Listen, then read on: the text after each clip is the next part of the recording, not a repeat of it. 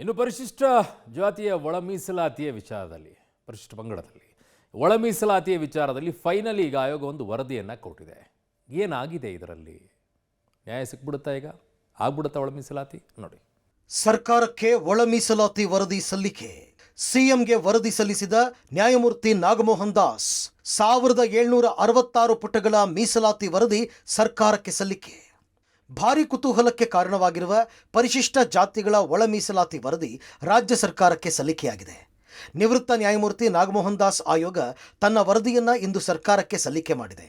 ವಿಧಾನಸೌಧದ ಸಿಎಂ ಕಚೇರಿಯಲ್ಲಿ ಆಯೋಗದ ಅಧ್ಯಕ್ಷ ನ್ಯಾಯಮೂರ್ತಿ ನಾಗಮೋಹನ್ ದಾಸ್ ಸಿಎಂ ಸಿದ್ದರಾಮಯ್ಯನವರಿಗೆ ವರದಿಯನ್ನು ಸಲ್ಲಿಕೆ ಮಾಡಿದರು.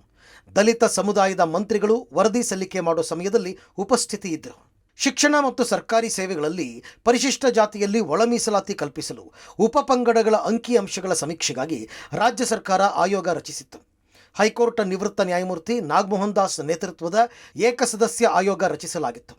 ನಾಗಮೋಹನ್ ದಾಸ್ ಆಯೋಗ ಮೇ 5ರಿಂದ ಜುಲೈ 6ರವರೆಗೆ ಸುಮಾರು 60 ದಿನಗಳ ಕಾಲ ಸಮೀಕ್ಷೆ ನಡೆಸಿದೆ. ರಾಜ್ಯಾದ್ಯಂತ ಸಮೀಕ್ಷೆಯಲ್ಲಿ ದತ್ತಾಂಶಗಳನ್ನು ಸಂಗ್ರಹ ಮಾಡಲಾಗಿತ್ತು. ಈ ದತ್ತಾಂಶಗಳನ್ನು ಆಡಳಿತ ಇಲಾಖೆಯ ಸಹಯೋಗದಲ್ಲಿ ವಿಶ್ಲೇಷಣೆ ಮಾಡಲಾಗಿದೆ. ಅಂದಹಾಗೆ ಇದೇ ಮೊದಲ ಬಾರಿಗೆ ಮೊಬೈಲ್ ಆ್ಯಪ್ ಮೂಲಕ ಸಮೀಕ್ಷೆ ಮಾಡಲಾಗಿದೆ. ಸಮೀಕ್ಷೆಯಲ್ಲಿ 27,24,768 ಕುಟುಂಬಗಳು ಹಾಗೂ 1,07,01,982 ಜನರನ್ನು ಸಮೀಕ್ಷೆ ಮಾಡಲಾಗಿದೆ. ಸುಮಾರು 1,766 ಪುಟಗಳ ವರದಿಯನ್ನು ಸರ್ಕಾರಕ್ಕೆ ಸಲ್ಲಿಕೆ ಮಾಡಲಾಗಿದೆ. ಸುಪ್ರೀಂ ಕೋರ್ಟ್ ಮಾನದಂಡವಾದ ಶೈಕ್ಷಣಿಕ ಹಿಂದುಳಿದಿರುವಿಕೆ, ಸರ್ಕಾರ ಉದ್ಯೋಗದಲ್ಲಿ ಅಗತ್ಯ ಪ್ರಾತಿನಿಧ್ಯದ ಕೊರತೆ, ಸಾಮಾಜಿಕ ಹಿಂದುಳಿದಿರುವಿಕೆ ಅಡಿ ಸಮೀಕ್ಷೆಯನ್ನು ಮಾಡಲಾಗಿದೆ. ಒಳ ಮೀಸಲಾತಿ ವರದಿ ಸಲ್ಲಿಕೆ ಮಾಡಿದ ಬಳಿಕ ಮಾತನಾಡಿದ ಆಯೋಗದ ಅಧ್ಯಕ್ಷ ನಾಗಮೋಹನ್ ದಾಸ್, ಇದು ಸರ್ಕಾರದ ಆಸ್ತಿ. ವರದಿ ಅಂಗೀಕಾರ ಮಾಡೋದು ಸರ್ಕಾರಕ್ಕೆ ಬಿಟ್ಟ ವಿಷಯ. ವರದಿ ಅಂಗೀಕಾರ ಆಗೋ ವಿಶ್ವಾಸ ಇದೆ ಅಂತಂದರು. ಅಲ್ಲದೆ ಈ ಸಮೀಕ್ಷೆ ಕಾರ್ಯಕ್ಕೆ ನಾನು ಸಂಭಾವನೆ ಪಡೆದಿಲ್ಲ ಅಂತ ಸ್ಪಷ್ಟಪಡಿಸಿದರು. ಒಳ ಮೀಸಲಾತಿ ಬೇಕು ಅನ್ನೋದು ನನ್ನ ಕನಸಾಗಿದೆ. ಸರ್ಕಾರ ಆ ಸಂಬಂಧ ನನಗೊಂದು ಅವಕಾಶ ಕೊಟ್ಟು, ಇದು ಬಡವರ ಕೆಲಸ, ಸಾಮಾಜಿಕವಾಗಿ ಅವಮಾನಕ್ಕೆ ಒಳಪಟ್ಟಿರ್ತಕ್ಕಂಥವ್ರ ಜನರ ಕೆಲಸ. ಅದನ್ನು ಸಂತೋಷದಿಂದ ಮತ್ತು ತೃಪ್ತಿಕರವಾಗಿ ನಾನು ಮಾಡಿದ್ದೀನಿ. ನಿಮ್ಮ ವರದಿಯನ್ನು ಸರ್ಕಾರ ಅಕ್ಸೆಪ್ಟ್ ಮಾಡುತ್ತೆ ಅನ್ನುವಂಥ ವಿಶ್ವಾಸ, ಯಾಕಂದರೆ ನೀವು ಹೇಳಿದ ಅವರ ಆಸ್ತಿ ಅನ್ನುವಂಥದ್ದು, ಸೊ ಆ ವಿಶ್ವಾಸದ ವಿಚಾರ ಇಡೀ ರಾಜ್ಯದ ಜನತೆ ಕಾಯ್ತಾ ಇದೆ. ನನಗೆ ಆ ವಿಶ್ವಾಸ ಇದೆ. ಮುಂದಿನ ಕ್ಯಾಬಿನೆಟ್ನಲ್ಲಿ ವರದಿ ಬಗ್ಗೆ ಚರ್ಚೆ. ವರದಿಗೆ ಯಾರೂ ವಿರೋಧ ಮಾಡಿಲ್ಲ ಅಂದ ಸಿಎಂ.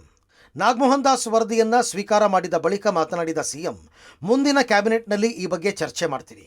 ಸಮೀಕ್ಷೆ ಸಮರ್ಪಕವಾಗಿ ಆಗಿದೆ. ವರದಿಗೆ ಯಾರೂ ವಿರೋಧ ಮಾಡಿಲ್ಲ. ಆಗಸ್ಟ್ 7ರ ಮುಂದಿನ ಕ್ಯಾಬಿನೆಟ್ನಲ್ಲಿ ವರದಿ ಬಗ್ಗೆ ಚರ್ಚೆ ಮಾಡ್ತೀವಿ ಅಂತ ಹೇಳಿದರು.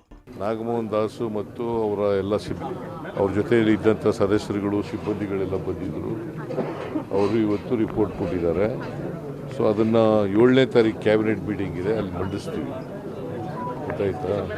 ಸೊ ಅಲ್ಲಿ ಮಂಡಿಸಿ ತೀರ್ಮಾನ ತಗೊಳ್ತೀವಿ. ಇನ್ನು ನಾಗಮೋಹನ್ ದಾಸ್ ವರದಿ ಬಗ್ಗೆ ಸರ್ಕಾರದ ದಲಿತ ಮಂತ್ರಿಗಳು ಸ್ವಾಗತ ಮಾಡಿದ್ದು, ಮುಂದಿನ ಕ್ಯಾಬಿನೆಟ್ನಲ್ಲಿ ಇದರ ಬಗ್ಗೆ ನಿರ್ಧಾರ ಮಾಡುವ ಭರವಸೆ ನೀಡಿದ್ದಾರೆ. ಜಸ್ಟಿಸ್ ನಾಗಮೋಹನ್ ದಾಸ್ ಅವರ ನೇತೃತ್ವದಲ್ಲಿ ಮಾಡಿದಂಥ ಆಯೋಗದ ವರದಿಯನ್ನು ಅವರು ಮಾನ್ಯ ಮುಖ್ಯಮಂತ್ರಿಗಳಿಗೆ ಇವತ್ತು ಒಪ್ಪಿಸಿದ್ದಾರೆ. ಇದು ಒಂದು ರೀತಿಯಲ್ಲಿ ಇಡೀ ದೇಶದಲ್ಲಿ ವ್ಯವಸ್ಥಿತವಾಗಿ ಮಾಡಿರ್ತಕ್ಕಂಥ, ಅದರಲ್ಲೂ ಕೂಡ ಒಂದು ಆಧುನಿಕವಾಗಿ ತಾಂತ್ರಿಕತೆಯನ್ನು ಉಪಯೋಗ ಮಾಡಿ, ಟೆಕ್ನಾಲಜಿಯನ್ನು ಉಪಯೋಗ ಮಾಡಿ ಕೇವಲ 2 ತಿಂಗಳಲ್ಲಿ ಈ ವರದಿಯನ್ನು ಸರ್ಕಾರಕ್ಕೆ ಒಪ್ಪಿಸಿದ್ದಾರೆ. ಇತಿಹಾಸದ ಪುಟಗಳಿಗೆ ಹೋಗಿದೆ. ಸನ್ಮಾನ್ಯ ಮುಖ್ಯಮಂತ್ರಿಗಳು ಸ್ವೀಕಾರ ಮಾಡಿದ್ದಾರೆ. ಇವತ್ತು ಸುಮಾರು 35 ವರ್ಷಗಳ ಹೋರಾಟಕ್ಕೆ ಫಲ ಸಿಕ್ಕಿದೆ.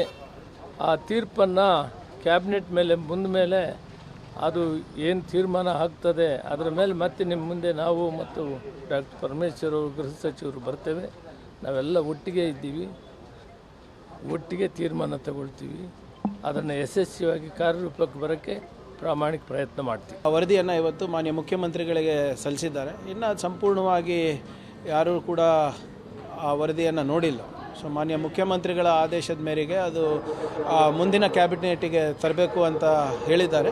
ಸೊ ಅದರ ತಕ್ಕಗೆ ಕ್ಯಾಬಿನೆಟಿಗೆ ಬಂದ ಮೇಲೆ ಅಲ್ಲಿ ಚರ್ಚೆ ಆಗುತ್ತೆ. ಒಳ ಮೀಸಲಾತಿಗೆ ಸರ್ಕಾರ ಬದ್ಧ ಇದೆ ಅಂತ ನಾವು ಏನು ಮುಂಚೆಯಿಂದನೂ ನಾವು ಪ್ರಾಮಾಣಿಕವಾಗಿ ನಾವು ಹೇಳ್ಕೊಂಡು ಬಂದಿದ್ದೀವಿ. ಅದನ್ನು ನಾವು ಮಾಡಿ ತೋರಿಸಿದ್ದೀವಿ.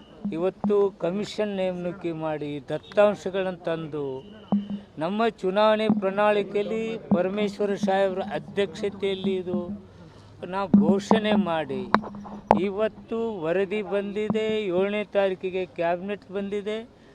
ನಾವು ಇಂಪ್ಲಿಮೆಂಟ್ ಮಾಡಲಿಕ್ಕೆ ಬದ್ಧತೆ ಇದ್ದೀವಿ. ಸರ್, ಅದು ಈಗ ಶಿಫಾರಸುಗಳನ್ನು ಯಾವುದು ನಾವು ನೋಡಿಲ್ಲ. ಈಗ ಅವ್ರು ಕೊಟ್ಟಿದ್ದಾರೆ, ವರದಿಯನ್ನು ಕೊಟ್ಟಿದ್ದಾರೆ. ಆ ವರದಿ ಕೊಟ್ಟ ಮೇಲೆ ನಾಳೆ ಕ್ಯಾಬಿನೆಟಿಗೆ ಪ್ಲಜ್ ಮಾಡಿಸ್ತಾರೆ. ಕ್ಯಾಬಿನೆಟಿಗೆ ಬರ್ತೈತೆ. ಕ್ಯಾಬಿನೆಟ್ ಒಳಗೆ ಚರ್ಚೆ ಆದಮೇಲೆ ವರದಿ ಬಗ್ಗೆ ಇನ್ ಡೀಟೇಲ್ಸ್ ಆಗಿ ನಿಮ್ಮ ಮಾಹಿತಿ ಓದ್ಲಾರ್ದೇ ನೀವೆಲ್ಲದನ್ನು ಕೇಳಿದ್ರೆ ನಾನೇನು ಹೇಳ್ಬೇಕು ಅದನ್ನು ನೋಡ್ತೀವಿ. ಒಳ ಮೀಸಲಾತಿಯನ್ನ ಜಾರಿಗೆ ತರುವ ಪ್ರಮುಖ ಉದ್ದೇಶ ಸಾಮಾಜಿಕವಾಗಿ ಶೈಕ್ಷಣಿಕವಾಗಿ ಹಿಂದುಳಿದಿರುವ ಸಮಾಜಕ್ಕೆ ಸಮಾನ ಅವಕಾಶ ನೀಡೋದಾಗಿದೆ.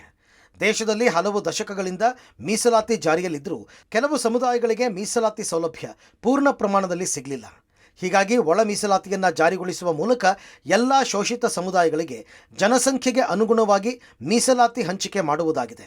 35 ವರ್ಷ ಒಳ ಮೀಸಲಾತಿ ಹೋರಾಟದ ಹಿನ್ನೆಲೆಯಲ್ಲಿ ಸರ್ಕಾರಕ್ಕೆ ವರದಿ ಸಲ್ಲಿಕೆಯಾಗಿದ್ದು, ಸರ್ಕಾರ ವರದಿ ಅಂಗೀಕಾರ ಮಾಡುತ್ತಾ ಕಾದು ನೋಡಬೇಕಿದೆ. Srinivasarao Dalave, public TV, Bengaluru.